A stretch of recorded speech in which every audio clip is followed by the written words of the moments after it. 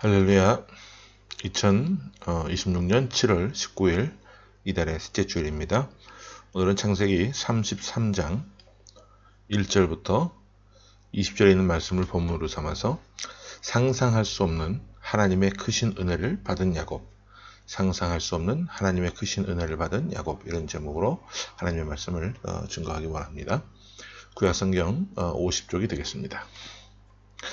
오늘 우리가 함께 나눌 창세기 33장은 오랫동안 원수처럼 지냈던 야곱과 에서가 다시 만나는 장면이 나옵니다.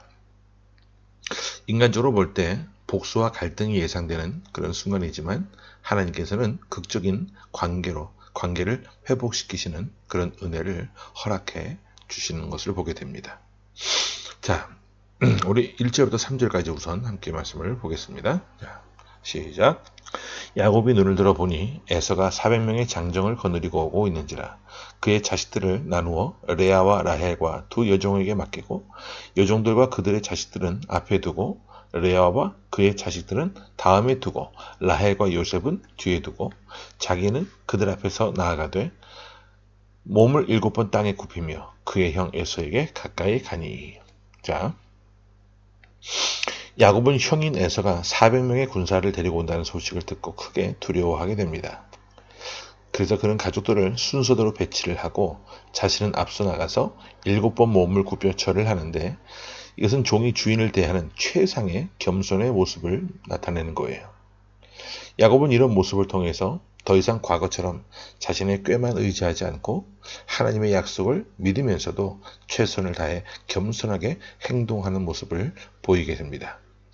그리고 참된 믿음이라고 하는 것은 하나님을 신뢰하면서도 책임 있는 행동을 함께하는 것임을 보게 되는데 야곱이 형에게 했던 이 절은 단순한 예절이 아니라 자신의 교만이 꺾였음을 보여주는 그런 모습임을 보게 됩니다. 하지만 두 때로 나누고 또 자식들과 부인들도 순서대로 내보내는데 앞쪽은 덜 사랑하는 부인과 자식들을 내세우죠. 정작 사랑하고 아끼는 자식과 부인은 맨 뒤로 빼놓는 그런 아주 또 인간적인 계산을 놓치지 않고 있는 야곱의 모습도 양면적인 이런 모습도 보게 됩니다. 다음 4절을 봅니다. 시작. 에서가 달려와서 그를 맞이하여 안고 목을 어긋 맞추어 그와 입 맞추고 서로 우니라. 예상 밖의 장면인데 가장 감동적인 장면 중에 한 장면이 되겠습니다. 22년 전 형을 속였던 동생을 에서는 죽이지 않았습니다. 오히려 동생을 보자마자 달려와서 안아주고 울면서 입을 맞추었다라고 말씀해요.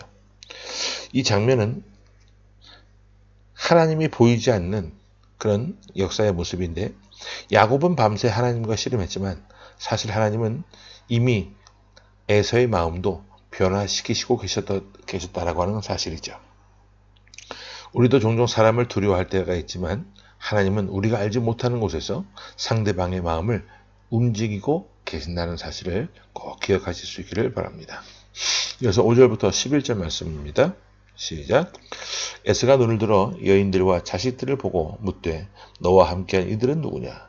야곱이 이르되 하나님이 주의 종에게 은혜로 주신 자식들이니이다. 그때 여종들이 그의 자식들과 더불어 나와 절하고 레아도 그의 자식들과 더불어 나와 절하고 그 후에 요셉이 라헬과 더불어 나와 절하니 에서가 또 이르되 내가 만난 바 이 모든 때는 무슨 까닭이냐?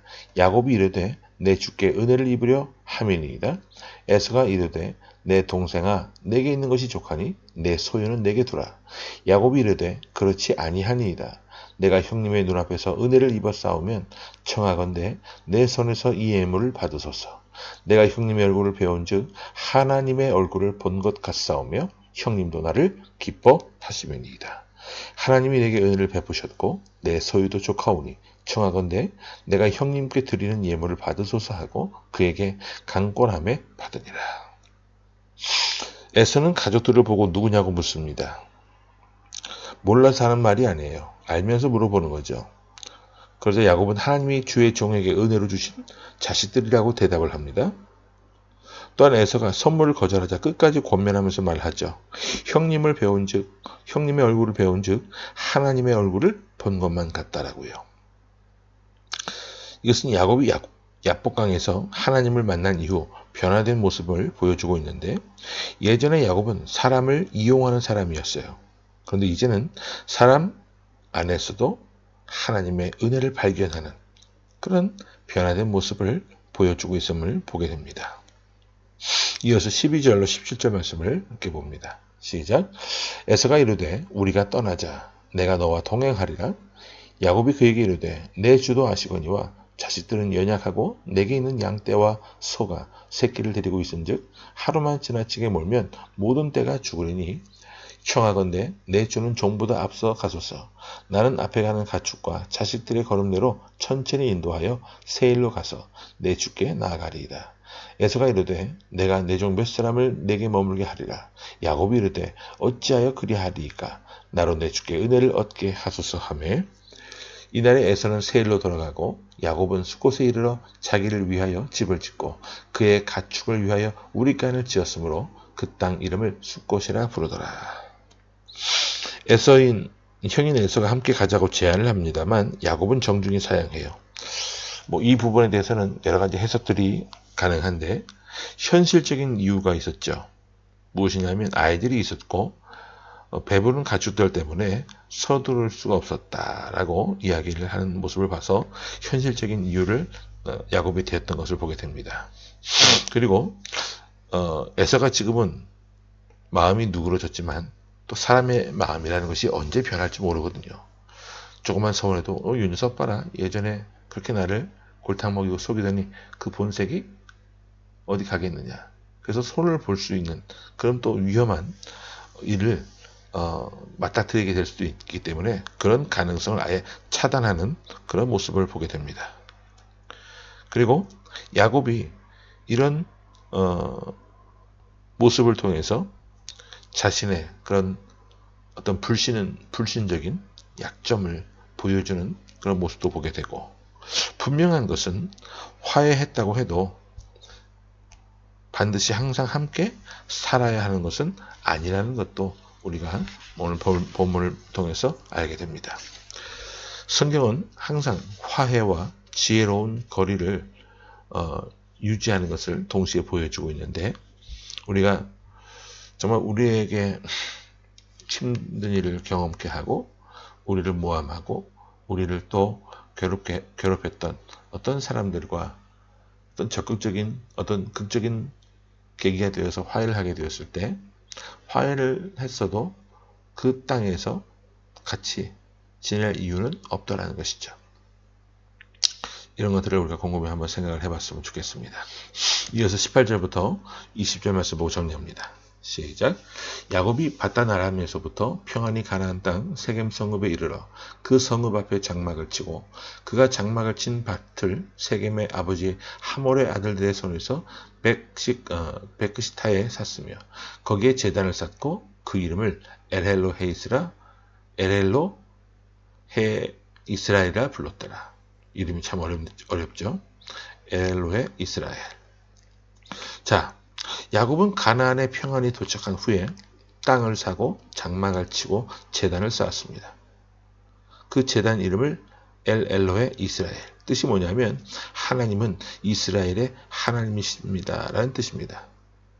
예전에는 아브라함의 하나님, 이삭의 하나님이라고 고백을 했는데, 이제는 나의 하나님이라고 하는 개인적인 신앙 고백을 하고 있는 모습을 보게 돼요. 자, 오늘 이 말씀들을 통해서 우리가 어떤 정리를 해볼 필요성이 있는 말씀들이 있는데, 첫 번째는 하나님은 관계를 회복시키는 분이시라는 겁니다. 야곱의 화해는 협상 기술 때문이 아니라 하나님의 은혜였음을 우리가 알아야 한다는 거예요. 두 번째로 기도는 상황보다 사람을 먼저 변화시키는 능력이 있습니다. 야복강에서 가장 크게 변화된 사람은 에서가 아니라 야곱이었다는 것이죠. 그래서 기도의 첫 번째 열매는 환경의 변화보다 기도하는 사람의 변화에 있다는 것을 기억할 수 있기를 바랍니다. 세 번째로 용서는 하나님의 성품을 드러냅니다. 에서의 용서는 하나님께서 죄인을 받아들이시는 모습을 떠올리게 하지만 이 장면 속에서 하나님께서 회개하는 죄인을 품으시는 은혜를 예표하는 장면으로도 읽을 수 있다는 것이죠. 네 번째로 은혜를 경험한 사람은 예배자가 됩니다. 야곱은 문제 해결 후마다 바로 제단을 쌓았어요. 은혜를 잊지 않는 사람은 감사와 예배로 하나님 앞에 응답하며 나아간다는 것을 꼭 기억할 수 있기를 바랍니다. 오늘 말씀을 통해서 5가지를 우리에게 적용해 보기를 원합니다. 첫 번째로 두려운 관계가 있다면 먼저 하나님 앞에서 자신의 마음을 점검해 봐야 한다는 겁니다. 두 번째로 화해를 시도할 때는 겸손과 진실함을 갖되 결과는 하나님께 맡겨야 한다는 거예요. 세 번째, 화해가 극적으로 이루어졌다 할지라도 건강한 경계와 지혜는 필요할 수 있다는 겁니다.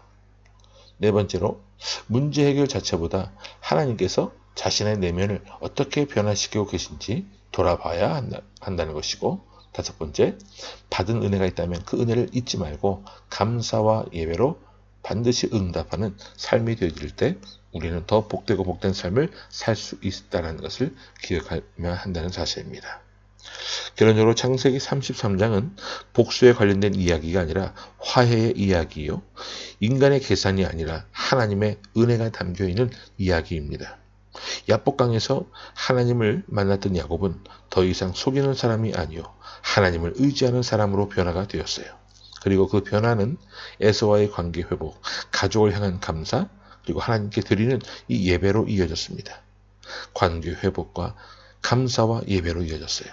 오늘 말씀을 통해 오늘날에도 하나님께서는 상처 입은 관계를 능히 회복시키실 수 있고, 그 회복은 먼저 우리의 마음을 변화시키시는 은혜에서 시작된다는 것을 꼭 기억하고 이 한 주간도 말씀의 능력을 부여잡고 승리하며 살아나갈 수 있는 저와 여러분의 모습이 되기를 간절히 주의 이름으로 축원합니다. 아멘. 함께 말씀을 기억하면서 기도하겠습니다. 고마우신 아버지 하나님, 은혜를 감사합니다. 오늘 창세기 33장 말씀을 통해 너무나도 크고 상상할 수 없는 하나님의 크신 은혜를 받은 야곱의 모습을 우리가 보게 되었는데, 하나님, 우리의 삶 가운데도 이러한 은혜를 허락해 주옵소서. 그런 은혜를 받고 살아나갈 때에 하나님 앞에 우리가 어떠한 모습으로 나아가야 할지를 기억하게 하시고, 항상 받은 은혜를 잊지 않고 감사와 예배로 응답할 수 있는 복된 자리에서는 우리의 모습 되게 하여 주옵소서. 그런 삶을 통해 더 존귀한 삶이 되게 하시고, 더 하나님 앞에 합당한 삶을 통해 의롭다 인정받고 하나님 나라 확장을 위해 아름답게 쓰임받을 수 있는 의의 도구, 복의 통로가 되어지게 하여 주옵소서. 살아계신 예수 그리스도의 이름으로 감사하며 간절히 기도하옵나이다. 아멘.